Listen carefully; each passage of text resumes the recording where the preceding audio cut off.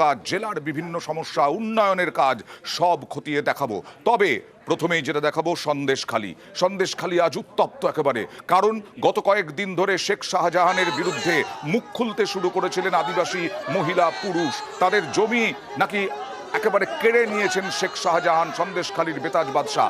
আজকে পাল্টা একেবারে তৃণমূল এবং শেখ শাহজাহানের ঘনিষ্ঠরা পাল্টা লাঠি সোটা হাতে নিয়ে একেবারে দুপক্ষ যুযুধান একদম ত্রিমোহনী এলাকায়। এই মুহূর্তে আপনারা দেখছেন সেই উত্তেজনার ছবি। আজ সন্ধ্যায় রীতিমতো উত্তেজনা। কথা বলবো প্রতিনিধি অনুপমের সঙ্গে।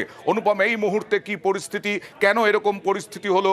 শেখ শাহজাহান তো অধরা, সেখানে উত্তম সর্দার এবং আরেকজন যিনি ছিলেন শেখ শাহজাহানের ঘনিষ্ঠ, তাদেরই লোকজন কি এবার প্রতিরোধে নেমে পড়েছে?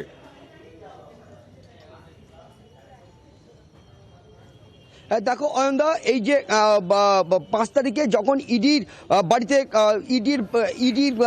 শেখ শাহজাহানের বাড়িতে ইডির উপরে হামলা হয়, তারপরেই কিন্তু শেখ শাহজাহান নিখোঁজ। কিন্তু তারপর থেকেই কিন্তু এই যে শেখ শাহজাহানের অনুগামী উত্তম সর্দার এবং শিবু হাজরা, তারা যেসব জমি দখল করে রেখেছে সেই বিষয়ে কিন্তু বারবার কিন্তু মুখ খুলেছে এবং আন্দোলন গড়ে তুলেছে কিন্তু জমি রক্ষা কমিটি এবং আদিবাসীরা কিন্তু এই কদিন ধরে কিন্তু আমরা দেখেছি যে দফায় দফায় বিভিন্ন সময় কিন্তু দফায় কিন্তু তারা বিক্ষোভ দেখিয়েছে, কখনো থানার সামনে, কখনো বিডিও অফিসের সামনে তারা কিন্তু বিক্ষোভ দেখিয়েছে এই উত্তম সর্দার এবং শিবু হাজরার বিরুদ্ধে। এবং এই যে বিক্ষোভ দেখিয়েছে তার পরিপ্রেক্ষিতে তার বিরুদ্ধে আজ গতকালকে থেকে তৃণমূলও কিন্তু একদম মাঠে নেমেছে। তারা কিন্তু এই যে যারা বিক্ষোভ দেখাচ্ছে তাদের বিরুদ্ধে তারাও কিন্তু একদম ত্রিমোহিনী এলাকায় কিন্তু তারা বিক্ষোভের সমাবেশ হয়েছে। সেক্ষেত্রে কোন রকম বিশৃঙ্খল পরিস্থিতি যাতে না হয় তার জন্য পুলিশ কি ব্যবস্থা নিচ্ছে?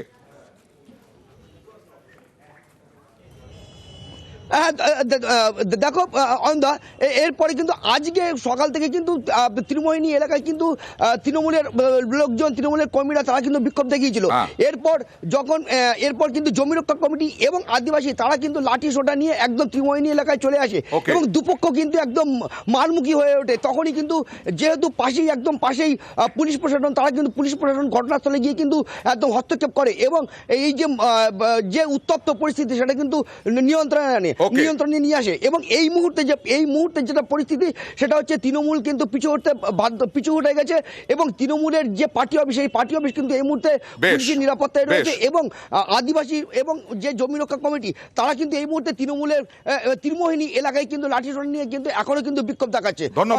ধন্যবাদ অনুপম। আর এদিকে এই